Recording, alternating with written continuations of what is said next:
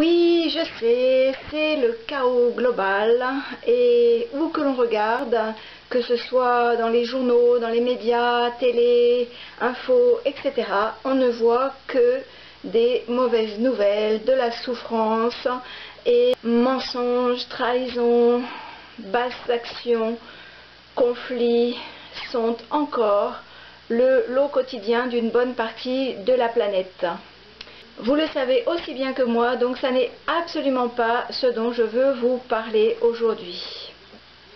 Au contraire, même dans ces conditions difficiles que nous traversons tous, je veux vous parler, je veux vous donner au moins 5 bonnes raisons de sauter de joie, carrément. Et ça n'est pas du vent, croyez-moi. C'est simplement possible en changeant de lunettes ou en changeant de vision ou en regardant, en posant nos yeux là où les caméras des médias ne les posent pas. Alors ces 5 bonnes raisons de rigoler, de sauter de joie, quelles sont-elles? Je vous les énumère rapidement et ensuite nous verrons un petit peu de détails, sachant que d'autres vidéos reprendront certains sujets qui méritent d'être vraiment approfondis. Premièrement, c'est le voyage cosmique de notre planète au sein de son système solaire, bien évidemment, qui se dirige vers Alcyone. Alcyone, le grand soleil, dont l'environnement est riche, dense en éther, énergie de la conscience. On y reviendra. En deuxième raison, en conséquence de cela, le niveau d'énergie, le niveau de conscience de notre planète change et les énergies négatives qui, effectivement, polluent encore notre planète seront tout simplement autodétruites par le voyage cosmique de notre planète vers Alcyone. Et puis, troisième raison, conséquence évidemment des deux premières, eh bien le déséquilibre de notre planète, le déséquilibre dans lequel nous avons vécu ces dernières décennies, voire siècles, dans lequel l'Occident, une poignée de dirigeants de l'Occident a mené le reste de la planète, eh bien ce déséquilibre est en train de s'écrouler, de s'effondrer, disons. La prédominance de l'Occident est en train de disparaître. Et bien sûr, nous reviendrons là-dessus. Pourquoi est-ce qu'on peut sauter de joie à cette idée-là? C'est peut-être plus difficile, mais je vous en reparle tout à l'heure.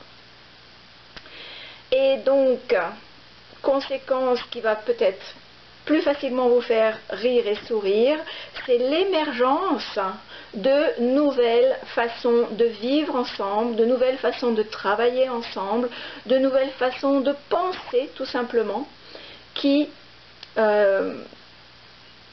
viennent de cette élévation de conscience.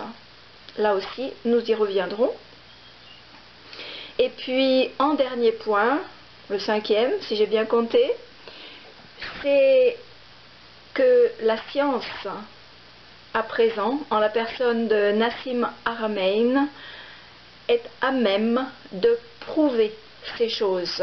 Car évidemment, je vous dis que la Terre se promène vers un nouveau niveau de conscience, bon, mais qui le prouve? Même si cela est connu des anciens sages de l'Antiquité ou des sages de l'Inde, des rishis ou de toutes les spiritualités anciennes, eh bien en Occident on reste très réticent à ce genre de croyances. À présent, Nassim Haramein prouve ces choses-là. À présent, entrons dans le vif du sujet. Alors, première raison. C'est l'histoire du grand soleil Alcyone dont je vous ai déjà parlé dans quelques gazettes il y a des mois de cela ou des années. Et c'est tellement important que je vous en reparle aujourd'hui. Notre planète se dirige vers Alcyone, ce qui veut dire que le niveau d'éther augmente. Et qu'est-ce que c'est éther? C'est le cinquième élément, l'espace. Celui que les scientifiques redécouvrent actuellement. Ça aussi, je vous en reparle dans quelques minutes. Et cet espace, celui que communément nous appelons le vide, est en fait plein. Plein de quoi? Plein de conscience et d'énergie. Cela aussi, je vous en reparle grâce au scientifique Nassim Haramein qui, maintenant, peut démontrer cet état de fait qui était connu des spiritualités anciennes. Bref, pour en revenir à nous, la conséquence sur nous, petits humains de la planète Terre, c'est que quoi que nous fassions, le niveau des consciences monte. Nous nous dirigeons, toute l'humanité, toute la planète se dirige vers l'éveil. C'est pas une bonne raison de rigoler, ça?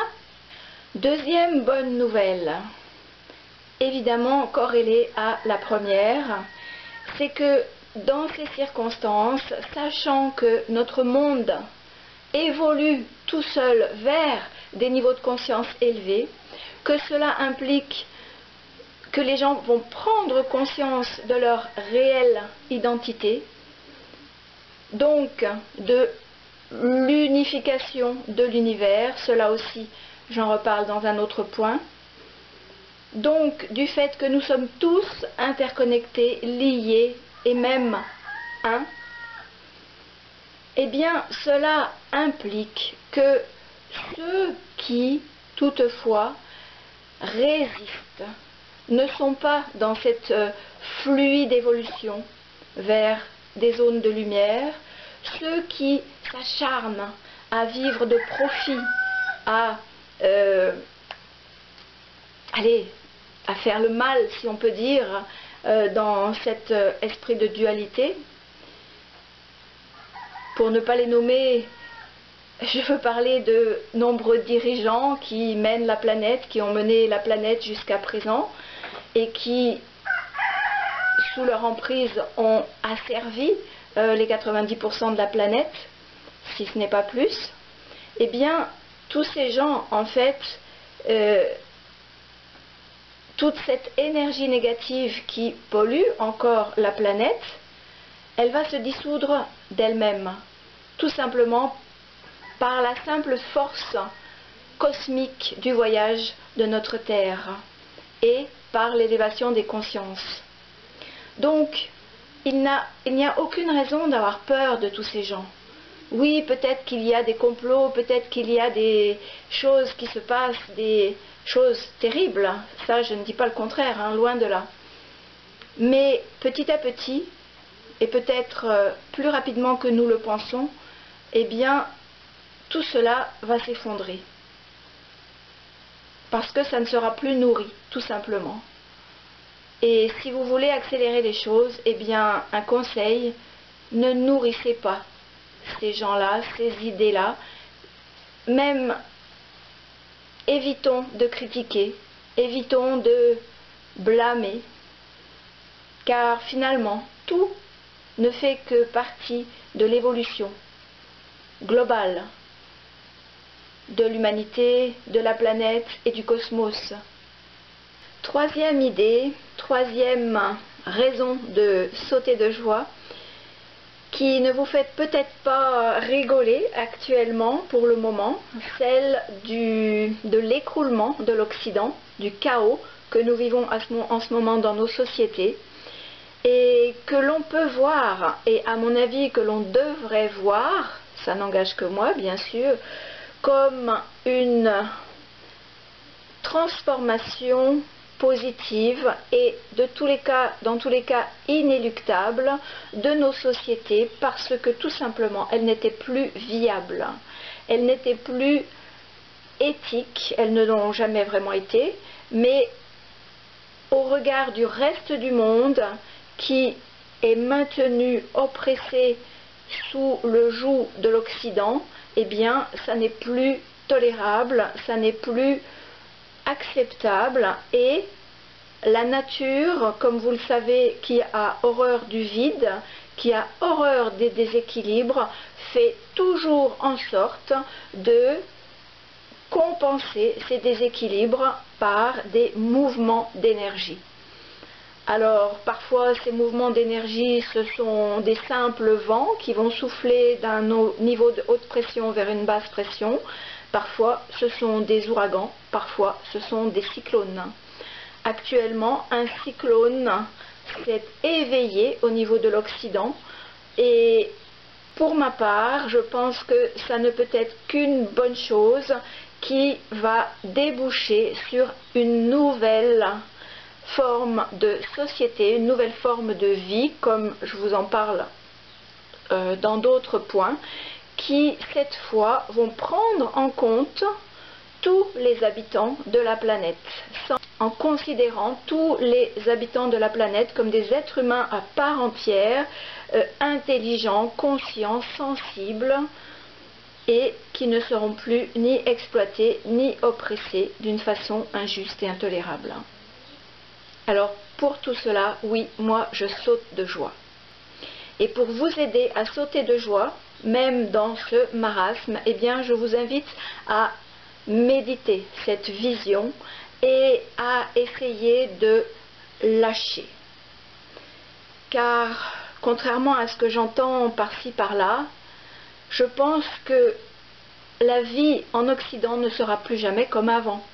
Et il ne faut pas chercher à la faire revenir comme avant. La vie ne va jamais en arrière. Au contraire, si vous voulez réussir à sauter de joie dans cette transition difficile, eh bien essayez de la considérer comme une métamorphose. La métamorphose d'une chenille, rampante, à moitié aveugle, ignorante, car la chenille ne sait pas qu'elle est papillon. Seulement un jour, la transformation arrive. Elle est douloureuse. Il y a une chrysalide, un enfermement, une souffrance, et puis un jour, le papillon sort de la chrysalide et il découvre sa vraie nature, celle de voler dans des espaces de conscience élevée. Et c'est ce que l'humanité vit en ce moment même. Et même si c'est difficile, pensez bien que nous pouvons rendre les choses faciles en acceptant cette situation, en lâchant les choses qui deviennent obsolètes et en nous ouvrant à de nouveaux possibles. C'est même extraordinaire d'être à la fois les témoins et les acteurs d'une telle transformation. Un privilège en vérité. Et puis, notre quatrième raison, tous ces projets, toutes ces nouvelles formes de vie qui émergent partout sur la planète, et je dirais même plus particulièrement hors Occident, car les pays hors de l'Occident ont vite compris et senti que l'époque change et qu'il est temps pour eux de s'éveiller, de s'émanciper. La créativité est le maître mot. De nouvelles façons de vivre émergent et en premier lieu, une nouvelle façon d'échanger les biens, d'échanger les connaissances par le biais d'une forme de monnaie totalement nouvelle, la crypto-monnaie. Je ne vais pas rentrer dans les détails aujourd'hui, ce sera l'objet d'une autre vidéo à part entière, car le bouleversement que la simple idée, conception de la crypto-monnaie apporte est juste énorme, ahurissant. Si l'on considère les crypto-monnaies un petit peu comme des monnaies locales dans notre façon de penser en France, mais au niveau planétaire, eh bien, on peut déjà sentir un petit peu les répercussions gigantesques que la crypto-monnaie, les crypto-monnaies peuvent avoir. D'autres idées, d'autres possibles, les nouvelles formes d'organisation des sociétés, Et là, je vous renvoie à un livre écrit par Frédéric Laloux, Reinventing Organizations, dans lequel il décrit ces nouvelles formes qui sont venues spontanément dans certaines sociétés de part et d'autre de la planète, sans concertation aucune, et qui ont émergé suite à un désir, une volonté des employés de ces sociétés de travailler autrement, en gouvernance partagée, en holocratie, sous une forme dans laquelle chacun prend part de façon équilibrée à la gestion, la direction, le fonctionnement, au management de la société en question. Des projets, des possibles, des idées, il y en a de partout. Je ne peux pas évidemment les lister aujourd'hui, mais si vous pensez toutefois que cela reste la particularité d'une minorité sur la planète et que de toute façon ça ne fera jamais rien changer, eh bien j'ai une bonne nouvelle pour vous, parce que si effectivement c'est encore une minorité de la population qui pense autrement, qui agit autrement, qui crée autrement, eh bien sachez qu'il existe une notion qui est même reconnue par les scientifiques, encore eux, c'est la notion de nombre critique ou de seuil critique, qui dit que dans une certaine population, il n'est pas besoin d'avoir une majorité, donc plus de la moitié, des gens qui pensent autrement ou qui vivent autrement, ou qui ont une certaine habitude, par exemple, différente des autres, pour que cette habitude, ce mode de pensée, ce mode de vie se déploie à toute la population en question. Non. Il suffit que cette population, disons, nouvelle, atteigne un seuil critique qui est autour de 10 à 15%. C'est-à-dire que c'est tout petit. Et ces 10 à 15% de gens innovateurs, créateurs, qui sortent des sentiers battus, qui pensent autrement, une fois que ce 10 ou 15% est atteint, eh bien, les nouvelles façons de penser se propagent à une vitesse qui devient exponentielle. Alors, est-ce que ça n'est pas une bonne façon, une bonne raison de rigoler, une bonne raison de sauter de joie, que d'imaginer que dans quelque temps, ça va aller très vite.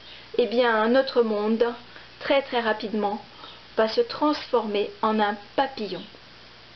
Et puis, la cinquième bonne raison de rigoler, d'être heureux, d'être dans la joie, c'est de savoir que la science, en la personne de Nassim Haramein, rejoint à présent la spiritualité.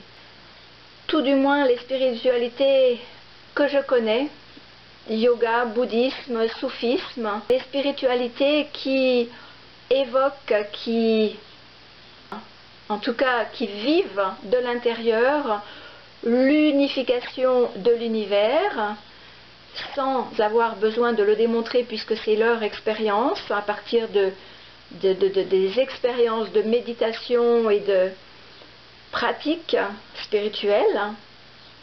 À présent, la science, donc, grâce à Nassim Haramein, prouve cette unification, ce champ unifié dans lequel nous baignons.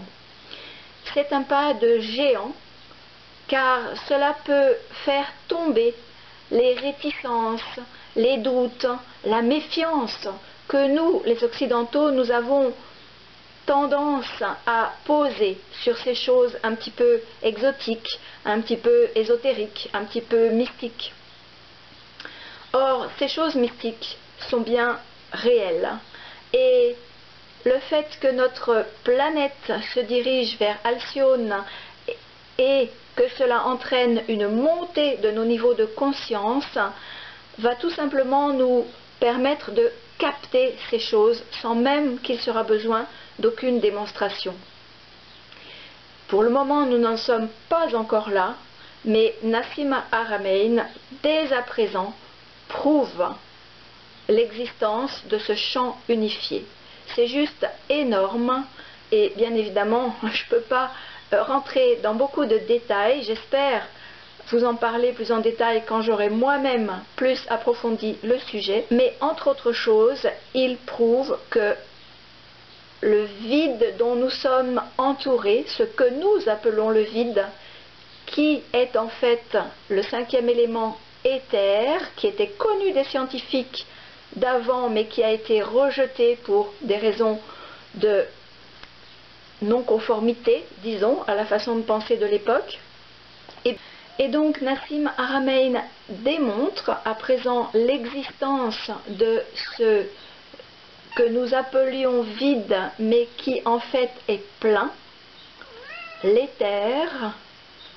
Et de quoi est-il plein, ce vide? Eh bien, de conscience et d'énergie.